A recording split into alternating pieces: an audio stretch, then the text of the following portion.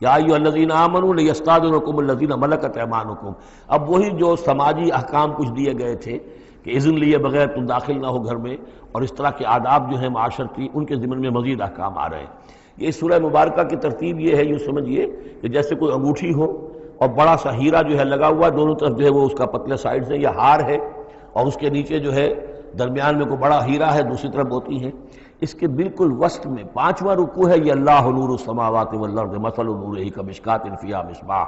اور آیت نمبر 35 وہ عظیم کوہ نور ہیرے کی مانند ہے۔ پھر دونوں طرف جو ہے یہ مضامین ہیں، کچھ ادھر ہیں سماجی احکام، کچھ ادھر ہیں سماجی احکام، اور اس طریقے سے یہ ایک عجیب بہت خوبصورت ہار کی شکل بن گئی۔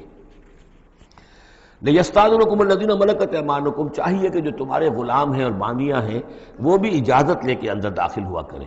والذین لم یبلغوا الحلم، اور وہ لوگ بھی تمہارے کہ جو کہ ابھی وہ بالغ نہیں ہوئے ہیں، وہ بچے بھی، منکم ثلاث مرات،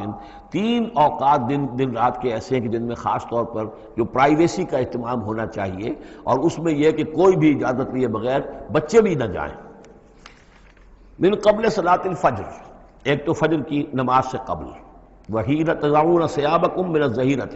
اور جو تم ظہر کے وقت، ظہیرہ جس کو کہتے ہیں، اپنے کپڑے ذرا اتار کے سستاتے ہو، قیلولہ کرتے ہو، ہلکے کپڑوں کے اندر انسان لیٹتا ہے۔ ومن بعد صلاۃ العشاء، اور نماز عشاء کے بعد۔ ثلاث عورات لکم، یہ 3 اوقات تمہارے پردے کے اوقات ہیں، یہ تمہاری خاص پرائیویسی کے اوقات ہیں۔ لیس علیکم ولا علیہم جناح بعدہن، ان کے علاوہ عام حالات میں کوئی حرج نہیں ہے، بعدہن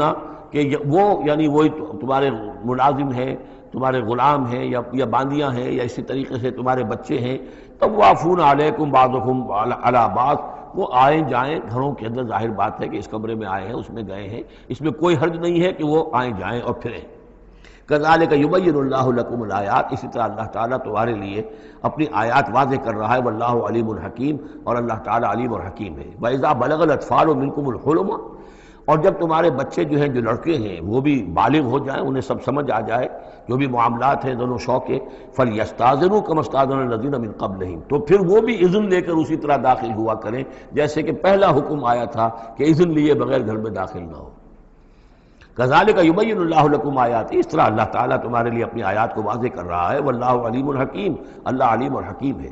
والقواعد من النساء اللاتی لا یرجون نکاحا، اور وہ عورتیں تمہارے میں سے، تمہاری خواتین میں سے کہ جو اب بیٹھ رہی ہوں، یعنی لا یرجون نکاحا، اب وہ نکاح کی امیدوار نہ ہوں، ایک خاص عمر سے گزر چکی ہیں، اب کوئی نکاح وغیرہ کرنے کا سوال نہیں ہے، بیوہ ہیں یا کچھ اور جو بھی معاملہ ہے، لیکن یہ کہ بہرحال اب معمر ہو چکی ہیں، فَلَيْسَ عَلَيْهِنَّ جُنَاحٌ أَن يَضَعْنَ ثِيَابَهُنَّ، تو ان کے اوپر کوئی حرج نہیں ہے کہ وہ جو اپنے اضافی کپڑے ہیں وہ اتار دیا کریں، یعنی بڑی چادر لے کر ہی نکلنا ان کے لیے وہ لازم نہیں ہوگا، یا اگر اپنے گھروں کے اندر بیٹھ کر وہ جو اوڑھنیاں ہیں ان کو مکل مارنے کی جو ان کی پابندی دوسری خواتین پر ہے، اس میں ان کے لیے ڈر بھی ہو سکتی ہے، اس لیے کہ اب وہ اس عمر سے گزر چکی ہیں۔ والقواعد من النساء اللاتی لا یرجون نکاحا فلیس علیہن جناح ان یضعن ثیابہن غیر متبرجات بزینہ، لیکن ان کی نیت یہ نہ ہو کہ وہ اپنی زینت کو وہ ظاہر کریں اور لوگوں کی نگاہوں میں لائیں، نیت کا معاملہ جو ہے وہ دوسرا ہے۔ وَأَن يَسْتَعْفِفْنَ خَيْرٌ لَهُنَّ، اور اگر وہ اس معاملے میں احتیاط ہی کریں تو بہتر ہے، اس رعایت سے فائدہ نہ اٹھائیں تو بہتر ہے، اس لیے کہ شیطان جو ہے وہ ہر وقت طاق میں لگا رہتا ہے، نہ معلوم کس وقت اس کے دل میں کیا خیال پیدا کر دے۔ واللہ سمیع علیم، اور اللہ سب کچھ سننے والا اور جاننے والا ہے۔ لیس علی الاعمی حرج، اب چونکہ یہ جو احکام دیے جا رہے تھے تو اس معاشرے کے اندر ایسا بھی تھا کہ کسی خاندان کے ساتھ کچھ لوگ جو ہیں بیچارے، کوئی لنگڑا ہے، کوئی اندھا ہے، اپنے برادری کا ہے، اپنی رشتہ داروں میں سے، وہ بھی گھر میں رہ رہا ہے، وہ اپنی کوئی آزاد جو معاش اور آزاد جو ہے کوئی معاشرتی حیثیت کا اہل نہیں ہے، تو اب ان کے لیے کیا ہوگا؟ کیا یہ ساری پابندیاں جو ہیں اسی طریقے سے ان کے اوپر بھی پوری طریقے سے عائد کی جائیں گی؟ تو ان کے ضمن میں کہا جا رہا ہے کہ وہ اگر تمہارے گھروں میں رہیں تو کوئی حرج نہیں ہے۔ لیس علی الاعمی حرج، کوئی کسی اندھے کے اوپر کوئی حرج نہیں ہے، کوئی تکلیف نہیں ہے، ولا علی الاعرج حرج، اور نہ ہی کسی لنگڑے پر، ولا علی المریض، اور نہ بیمار پر حرج، ولا علی انفسکم، نہ تمہارے اوپر کوئی اس میں کوئی تنگی ہے، ان تاکلوا من بیوتکم و بیوت آبائکم، کہ تم کھانا کھایا کرو اپنے گھروں سے، اپنے باپوں کے گھروں سے، اور بیوت امہاتکم یا اپنی ماؤں کے گھروں سے، اور بیوت اخوانکم اپنے بھائیوں کے گھروں سے، اور بیوت اخواتکم یا اپنی بہنوں کے گھروں سے، اور بیوت اعمامکم یا اپنے چچاؤں کے گھروں سے، اور بیوت عماتکم یا اپنی پھوپھیوں کے گھروں سے، اور بیوت اخوالکم یا اپنے ماموؤں کے گھروں سے، اور بیوت خالاتکم یا اپنی خالاؤں کے گھروں سے، او ما ملکت مفاتحہ، یا یہ کہ جس کی کنجیاں تمہارے ہاتھ میں ہے، کارخانہ ہے، اس کے مالک ہی تم ہو، وہاں جاؤ اور وہاں پر جا کر کے کھانا پینا ہو تو کھاؤ، اور صدیقکم یا تمہارے اپنے دوست ہیں اس کے گھر سے، لیس علیکم جناح ان تاکلوا، کوئی حرج نہیں ہے تم پر اس میں، ان تاکلوا جمیعاً کہ سب مل کر کھاؤ، او اشتاتا یا علیحدہ علیحدہ کھاؤ۔ اس کو خام خواہ بعض لوگوں نے عورتوں اور مردوں کے اوپر وہ جو ہے اس کا انطباق کر دیا ہے کہ چاہیں تو عورت اور مرد مل کر کھائیں اور چاہیں تو وہ علیحدہ علیحدہ کھائیں۔ یہاں مراد یہ ہے کہ بسا اوقات ایسے مواقع پر انتظار میں بڑی دقت ہوتی ہے، جیسے آج کل آپ کو معلوم ہے کہ ولیمہ ہے اور ٹائم دے رکھا ہے 9 بجے کا اور 12 بج رہے ہیں رات کے، لڑکی والے تو آئے نہیں ہیں اس لیے ولیمہ ہو نہیں سکتا، بیٹھے ہوئے لوگ سوکھ رہے ہیں، کیا ضرورت ہے؟ جو آئے ہیں وہ کھائیں اور جائیں۔ لہذا یہ نہیں ہے کہ سب کے سب جمع ہو کر ہی اور ایک ہی جمعیت ہو تبھی وہ کھائیں، بلکہ یہ کہ اپنی ضرورت کے تحت جیسے بھی ہو، اگر سب مل جل کر بیٹھ کر کھائیں تب بھی کوئی حرج نہیں، اور اگر علیحدہ علیحدہ گروپس کے اندر یہ کھا لیا جائے تب بھی کوئی حرج نہیں۔ یہ مجلسی احکام جو دیے جا رہے ہیں، اس سے مراد یہ نہیں ہے کہ سطر اور حجاب کے احکام بھی یہاں پہ ٹوٹ جائیں گے، اور یہاں پر جو ہے گھریلو جو ہے اگر پارٹیز کوئی تھرو کی گئی ہیں تو اس میں کوئی پردے وردے کی حاجت نہیں ہے، اس میں مرد اور عورتیں جو ہیں وہ مخلوط طور پر شریک ہو جائیں، معاذ اللہ، یہ مراد نہیں۔ فَإِذَا دَخَلْتُمْ بُيُوتًا فَسَلِّمُوا عَلَىٰ أَنفُسِكُمْ، پھر جب تم گھروں میں داخل ہو تو اپنے آپ پر سلام بھیجا کرو، یعنی انفسکم سے مراد ہے گھر میں رہنے والے جو ہیں وہ تمہارے ہی میں سے ہیں، تمہارے رشتہ دار ہیں، عزیز ہیں، یا تمہارے اپنے گھر میں بھی داخل ہو تو السلام علیکم کہو۔ تحیۃ من عند اللہ مبارکۃ طیبۃ، یہ دعا ہے اللہ کے پاس سے، اللہ نے تمہیں سکھائی ہے السلام علیکم، اور یہ مبارک بھی ہے اور پاک بھی ہے۔ کذالک یبین اللہ لکم الآیات لعلکم تعقلون، اسی طرح اللہ تعالیٰ تمہارے لیے اپنی آیات کو واضح کر رہا ہے، کھول کر بیان کر رہا ہے تاکہ تم عقل سے کام لو۔ اب آخری جو رکوع ہے اس کا، اس سورہ مبارکہ کا، اور اس کی کل 3 آیات ہیں، یہ خالص جماعتی زندگی، وہ جو جہاد اور قتال کے لیے یا کسی اور اجتماعی کام کے لیے حضور جب نکلتے تھے اور اہل ایمان آپ کے ساتھ ہیں، اس وقت کیا صورتحال ہونی چاہیے۔ انما المؤمنون الذین آمنوا باللہ ورسولہ، مومن تو صرف وہی ہیں جو ایمان لائے اللہ پر، اس کے رسول پر، وَإِذَا كَانَ مَعَهُ عَلَىٰ أَمْرٍ جَامِعٍ، اور جب وہ ہوتے ہیں ان کے ساتھ یعنی رسول کے ساتھ کسی اجتماعی کام کے ضمن میں، لم یذهبوا حتیٰ یستاذنوہ، تو وہاں سے جاتے نہیں ہیں جب تک کہ اجازت نہ لے لیں۔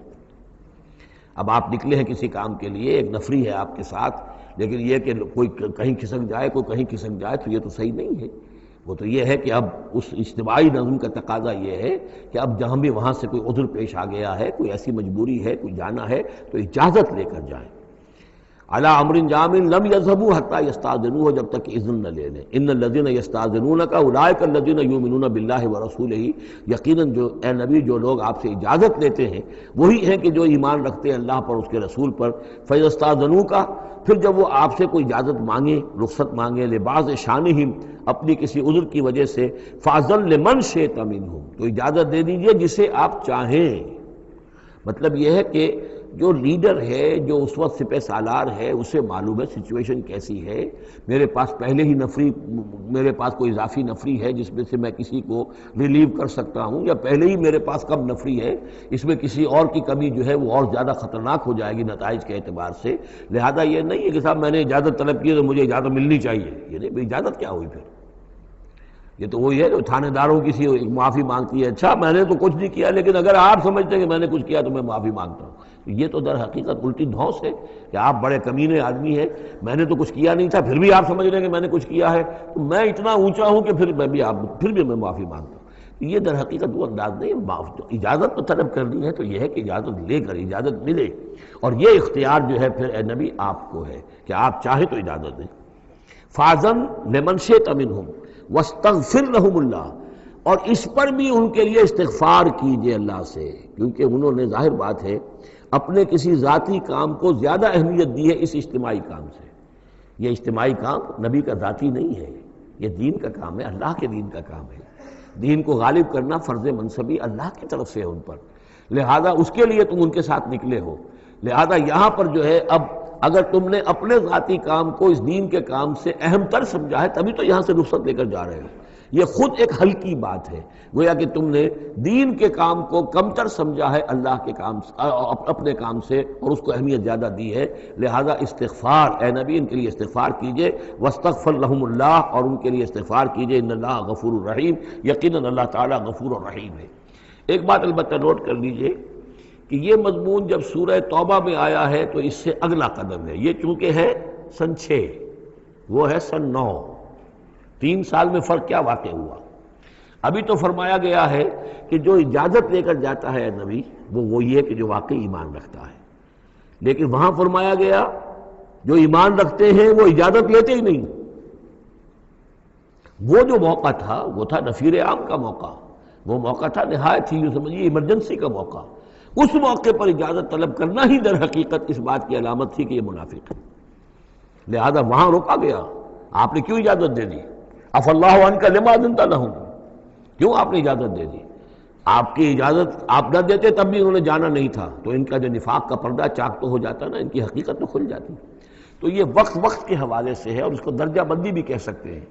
ایک وہ لوگ ہیں جو اس دین کے کام کے لیے اس درجے ہمتن اپنے آپ کو پیش کر چکے ہیں کہ دنیا کے کسی بھی کام کو اس سے اہم تر نہیں سمجھتے، وہ کیسے اجازت طلب کریں گے؟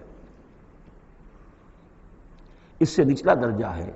کہ وہ لوگ ہیں جو دین کے اس کام میں لگے ہوئے ہیں، لیکن کم سے کم نظم کی اتنی پابندی تو کرتے ہیں کہ اگر کہیں انہیں ضرورت پیش آ گئی جانا ہے تو اجازت لے کر جائیں۔ اس سے نیچے وہ لوگ ہیں جو اجازت کے بغیر ہی کھسک گئے تو معلوم ہوا ان کا تو سرے سے اس کام سے سرے سے کوئی تعلق ہے ہی نہیں۔ تو درجہ بندی ہے، سیڑھیاں ہیں، اوپر کی سیڑھی کے اعتبار سے درمیانی سیڑھی نیچے ہے،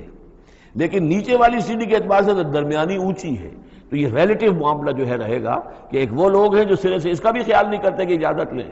اجتماع ہے، کوئی اس کی معذرت بھی نہیں کی ہے، نہ بعد میں کی ہے، نہ پہلے کہا ہے کہ میں نہیں آ سکتا، معلوم ہوا کہ انہیں کوئی سرے سے احساس ہی نہیں ہے کہ ہم کسی نظم کے پابند ہیں اور ہماری کوئی ذمہ داری ہے۔ اس سے بہتر کم سے کم وہ لوگ ہیں کہ جو اپنا عذر پیش کر دیتے ہیں، اجازت لے لیتے ہیں۔ لیکن اس سے بھی بہتر اونچا درجہ ہے کہ دنیا کے کسی بھی کام کو دین کے اس کام سے اہم تر مت سمجھو، اللہ تعالیٰ تمہارے کام سنوارے گا، اللہ تعالیٰ تمہاری ذمہ داری قبول کر لے گا، تم اللہ کے کام کے لیے نکلو۔ لا تجعلوا دعاء الرسول بینکم کدعاء بعضکم بعضا، تم یہ رسول کا بلانا اپنے مابین ایسے نہ سمجھ لو جیسے تمہارا آپس میں ایک دوسرے کو بلانا ہوتا ہے۔ بلانا یہ بھی ہے، آپ نے کسی کو دعوت دی، میرے گھر آئیے کھانا کھائیے، رسول نے دعوت دی، کیا یہ برابر ہو جائے گا معاملہ؟ لیکن ایک بلانا یہ ہے کہ رسول پکار رہا ہے تمہیں کہ آؤ اللہ کی راہ میں چلو میرے ساتھ، ایک یہ کہ کوئی عام آدمی آپ کو کہہ رہا بھائی میرا ایک کام ہے، ذرا میرے اس کام کے لیے تھوڑی دیر کے لیے آ جائیے، کچھ مجھے چاہیے، مدد چاہیے۔ تو زمین و آسمان کا فرق ہو گیا۔ اور تیسرے معنی اس کی یہ بھی ہے کہ دعا سے مراد یہ کہ مخاطب ہونے کا انداز، تم جس طرح ایک دوسرے سے بات کر لیا کرتے ہو ایسے رسول کے ساتھ بات نہ کر لیا کرو، ان کے مقام کو، ان کے ادب کو۔ یہ سورہ حجرات میں جا کر تفصیل سے ہی بات آئے گی۔ لا ترفعوا اصواتکم فوق صوت النبی ولا تجہروا له بالقول کجہر بعضکم لبعض ان تحبط اعمالکم۔ تو یہ تینوں مفہوم اس کے ہیں۔ قد یعلم اللہ الذین یتسللون منکم لواذا، اللہ کو خوب معلوم ہے تم میں سے وہ لوگ جو اوٹ لے کر کھسک جاتے ہیں، یعنی کہیں نکلے تو ہیں، درج ہو گیا کہ یہ بھی جانے والوں میں ہے، کہیں دیکھا کہ کوئی دیکھ نہیں رہا کھسک گئے، یا اجتماع ہے بیٹھے ہوئے ہیں، وہیں پر اب بات آئی ہے کہ اب ایک مہم درپیش ہے، اب انہیں سمجھ میں آ گیا کہ اب نام مانگے جائیں گے، کون لوگ اس کے لیے اپنے آپ کو والنٹیئر کرتے ہیں، تو اس سے پہلے کہ وہ مرحلہ آئے وہ وہاں سے کھسک جائیں۔ یتسللون منکم، جو سٹک جاتے ہیں، کھسک جاتے ہیں آنکھ بچا کر لواذا۔